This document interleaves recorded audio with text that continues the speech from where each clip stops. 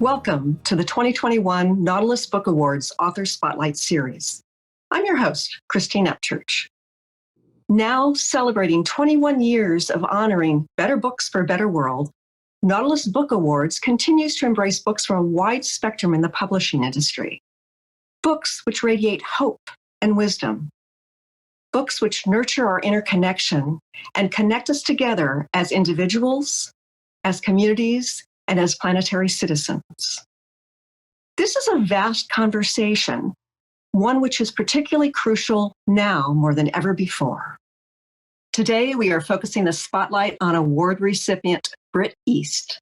Britt is an author and a speaker with over 2 decades of personal growth and development experience in a variety of modalities, including 12-step program, nonviolent communication, yoga, meditation, talk therapy, the Hoffman process. Britt is committed to building a personal practice of self-discovery that he can then share with gay men everywhere. He uses his experience, his strength, and hope to challenge and inspire change-oriented gay men to get down to the business of improving their lives. He is a Gold Award winner for the book entitled A Gay Man's Guide to Life. He won the Gold Award in the category of Memoir, Small Press, or Self-Published. I'd like to welcome and congratulate Britt East. Welcome, Britt. Thank you so much. It's great to be here. It's really interesting to me to read this book because the way you've presented it is in some ways kind of in alignment with what I was expecting. And in other ways, you're bringing up issues that kind of surprised me, that I was really pleased that you would kind of bring those issues out of the closet. I'm curious about what compelled you to write this book. Yeah, you homed in on it perfectly. It's a bit of a sucker punch. I put this off for a long time. As you said, I've been doing this work for 2 decades, and I've been speaking most of that time and writing, and everyone along the way has been telling me, you got to write your story. It's so amazing. You got to put it all down and share it with folks. And I just didn't feel right. So I procrastinated for years and years and years. And it wasn't until I was working with a life coach a couple of years ago who helped me flip the script and realize that if I could put the reader first and center the reader's experience instead of making me the hero of the journey, make the reader the hero of the journey, then I would feel a little less icky about, personalizing, prostituting my pain, spilling all the blood and guts that kind of becomes fashionable with memoir writing.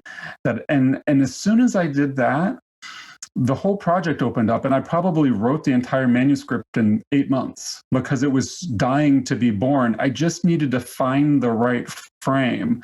And the frame was that I always wanted to write a love letter to the queer community and maybe be the big brother that they never had and shore up some of the gaps that maybe they missed in their learning, their, like you said, the experience, strength, hope, wisdom along the way, the kitchen table wisdom they might have gotten from their family were they not estranged or disowned or kicked out, or because their well-meaning parents had no clue how to raise a culturally gay kid.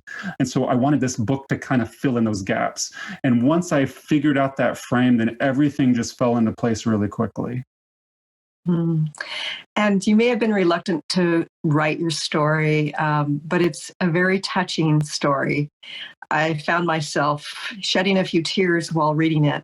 And I think that even though clearly you are speaking to gay men, you're also speaking to those of us who want to understand the discord, the inner discord that can be created by a culture that has not embraced it as a type of normality.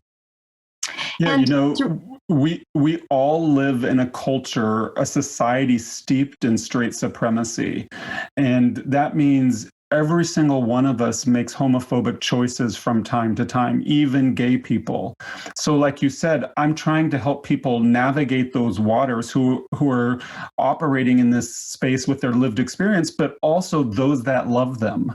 Because if you're going to love us, you have to know us. We can't just be your little sidekicks, your sassy next door neighbors, your life enhancing accessories. We are fully realized, complex individuals who have stories that deserve to be heard.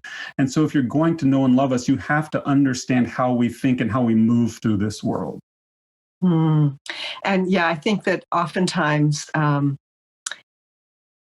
there's a caricature that sort of gays get put into that box. And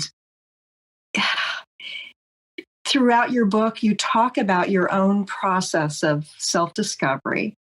And you're also making it clear, though, although there are some similarities probably with other gay men, that each one is unique.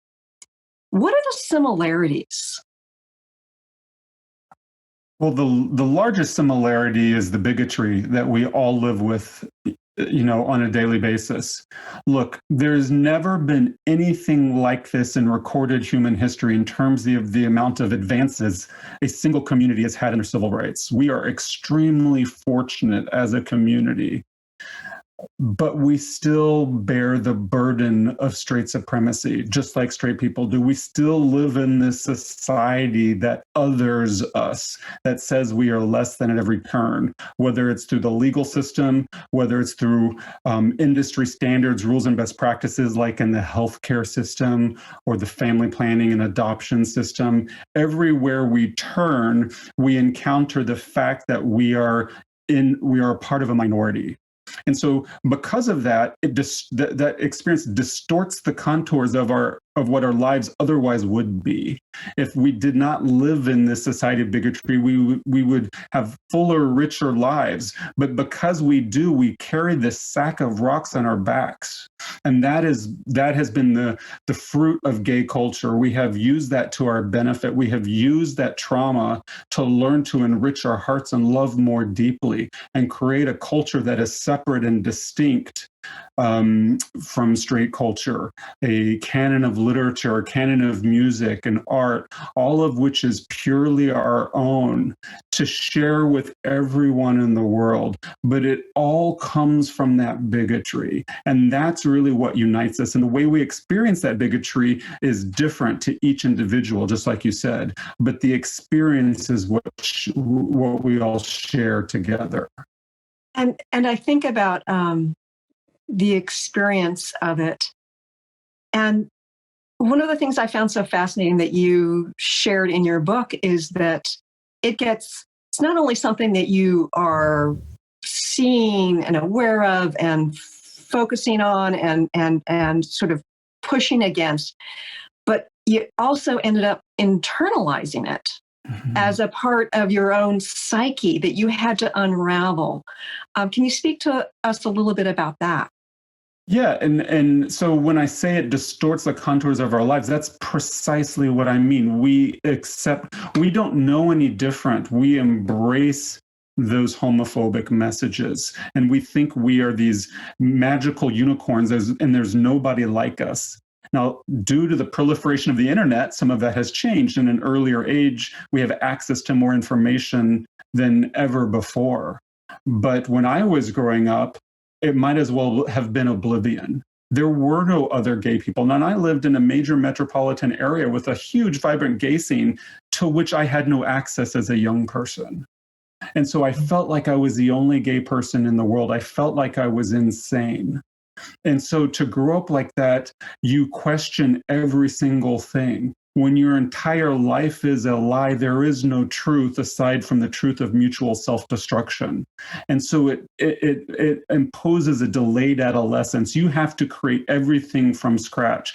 Culture is information and experience transmitted one person at a time with direct contact. And if you're denied that because you're growing up in a straight family, no matter how well-intentioned, and you don't have direct access to queer people as a queer youth, then you're essentially having to invent your culture on your own. And it's not until you start to find your community that you're able to kind of compare notes and chart a course forward. But until that time, a lot of these messages you cling to, you embrace to your own detriment. And there's a whole process of unlearning them and shedding these shared shameful beliefs, that starts with the coming out process, but it actually takes a life of continued resistance, because we're inundated with these messages all the time. So it takes a lifelong practice of continual resistance to set them aside and kind of carve away who you were really meant to be, almost like a sculptor would with a sculpture. And so that's one of the reasons I wrote the book, to help readers create this personal practice of replenishment, so they have the resiliency to engage in that act of resistance. They have the ability to the information to resist and discount and shed those negative love patterns and issues of self-worth that they maybe carried for a long time. And so they can institute new practices and allow their life to flower. I love that. It sounds to me, Britt, like the tribal culture of gay men is very helpful in supporting that process that you so eloquently talk about. Does the tribe have something to teach the straight culture and the rest of our culture? Tribe's got a lot to learn. So part of the problem is a large percentage of our tribe died through the AIDS epidemic. And that only magnifies the challenges of living in a society of straight supremacy, that we just don't have the information. We weren't fathered. Because most of us grew up with straight fathers and many of our would-be gay mentors died, they're just not there. And then the ones who made it maybe don't have the life skills, or if they do, they're too few and far between to connect with. And so we as gay men have a lot of growing up to do. We are still engaged in a lot of self-destructive behaviors. Now, having said that, we still have a lot to teach the entire world, and that is through our culture. There are just certain things that gay men bring to any society, and there's all sorts of theories around why homosexuality and bisexuality and pansexuality has existed throughout human history, whether it's through, bringing more love into a community, masculine love into a community, whether it is releasing the stigma and shame of social norms that allows a community to breathe. So there's a lot that we bring to the table. And I think as gay men learn to step into our own power and take up more space in the world and deal with some of the issues that are holding us back, we will be able to help raise the consciousness, bring all of society into a deeper level of love. And I love the way you talk about gays sort of creating the culture. And it sounds to me like you're stepping into a role as one of the mentors, ultimately helping to father those who need some guidance. So through this process, does it help people with their self-discovery, knowing that they've got support? Absolutely. You have to see it to be it. So you need to see role models moving through the world. So if you are a straight parent, for instance, and you're waiting until your child comes out, discloses some information before you expose them to diversity, you are doing them a tremendous disservice. I think all parents, regardless of their sexual orientation, should fill their homes with diversity of every facet, whether it's race, ethnicity, gender expression, orientation, sexual orientation, etc. That's what helps us lead rich lives. So, I think that we have a lot of growing up to do as a culture. There is so much that we can give. There are so many natural skills that are just intrinsic to gay culture, but it's going to require a lot. It's going to require an inward journey of each and every one of us to do the necessary self-reflection and personal replenishment so that we can then share that love with the world. Mm. Would you be willing to read a section of your book for us, Britt? Yeah, absolutely. So the section I picked was the chapter on the body, and I'll just read a few paragraphs of that.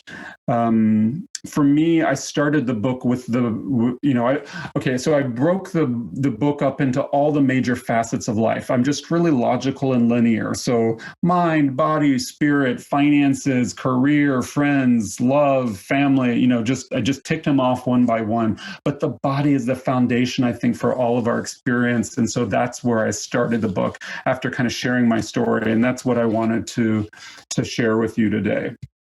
So this is chapter 1, the body. The very first thing I remember hating was my body. It was my body that betrayed me, that longed for physical contact with other boys and prevented my entrance into the idealized masculine. It wasn't my fault. It was my body's feminine voice, swishy gestures, and secret desires. Homosexuality was dangerous, and it was my body that was under siege. That's why I couldn't stand the sight or sound of my body, didn't dare look at myself in the mirror or in photos. Audio and video recordings were disastrous. They forced me to confront what the world met when it met me, a sissy, which is to say that I was tender-hearted and gender nonconforming, not meant for the world of straight men. When I was growing up, popular culture only magnified this message. Newscasts reduced our lives to gruesome images, withering under the weight of AIDS. Movies washed us away altogether, leaving us as little more than innuendo. In sitcoms, we only existed as stereotypes, adding sassy color to the lives of the main characters. And by main characters, of course, I mean the real men with real bodies who represented real people. Society magnified my solitude by saturating me with shame, reflecting all that I would never be. Straight people called me repulsive, threatened me with bodily harm, and ensured I would have no sense of self or well-being. My body was unsafe and unwelcome. When I came out to my mother, it was my body she attacked, spitting words of disease and disgust. Erasing my body was tantamount to erasing my story, a story she simply could not afford. So I grew up with no place and no culture, no tribe and no initiations, all because of my body. I had no form or function, so I dissociated. Lost in thought, I lived like a ghost. At its heart, this was an abnegation of my body. I attempted to detach from the root cause of this harm, to cut out the cancer, which just happened to be all of me. I tried to cobble together a facade that might pass, be less threatening to the world's fragile masculinity. I played sports. I wore the right clothes. I tried to say the things that boys should say. But it was my body that would always bring me back, inadvertently revealing my undesirable aspect, combined with a desperate and driving desire to both be them and have them. I ritualized my fantasies as if I might gain some control. I would constrain and distort my lust until it was unrecognizable, a faint echo of normalcy. But my body was patient and cunning. It led me to idealized friendships bound by unspoken truths. It lured me to the intoxicating combination of lust and fear, followed by the inevitable look of disgust and disdain. I hated them, and I hated myself. That cycle went on until the arc of my life that should have bent toward togetherness instead broke toward isolation. And then I cast my body aside without even a second glance. It was my body that rose in hobbled force, forcing me to continue, insisting I go on. I spent years like this, falling and rising like some fey Frankenstein. I wasted so much time, not realizing that the very parts of me I hated were precisely what some people desired. Completely unaware of my privilege, I was mired in self-pity. It wasn't until I finally learned that my body is the basis of my humanness that I began to love myself. No matter who you are, what you do, or where you've been, you are having a human experience. Everything you do or say or think or feel is grounded in your humanness. And there is nothing more human about you than your body. This is true regardless of your race or ethnicity. It has nothing to do with your age or weight. From professional athletes to office workers, the able-bodied to those living with physical limitations or disabilities. It does not matter how much money you have or how popular you are. Regardless of your sexual orientation, your gender identity or expression, or your cultural identity, this principle remains the same. The experience of our bodies unites us all. Even if you believe you are more than your body, it is your body that anchors your experience, right where you are, right now. Spirituality starts with the body, and there is no enlightenment without embodiment. You might experience the purest of thoughts, of feelings, of kindness, but until that kindness is expressed through your body, it will come to precious little. It will remain trapped in your mind and in your spirit, inaccessible to the outside world. If you truly want to be of service at some point, you must convert your thoughts and feelings into work. When we put attitude into action, an alchemy that transmutes wishes into reality, we convert dreams to deeds. This is the magic of incarnation, spirit made manifest through the body, such that it might yield tangible results. That's why when we do good, we say we touch someone's life, as in physically, with our hands. How tragic and how beautifully inspirational. You know, I think that on that note, we're going to wrap this up. Britt, congratulations on your Gold Award, and thank you for bringing this work to the world. And I'd like to tell everybody the title again, A Gay Man's Guide to Life. Thank you, Britt, and thank you to Nautilus Books for shining a spotlight on Britt's book. Britt East, thank you. Thank you so much.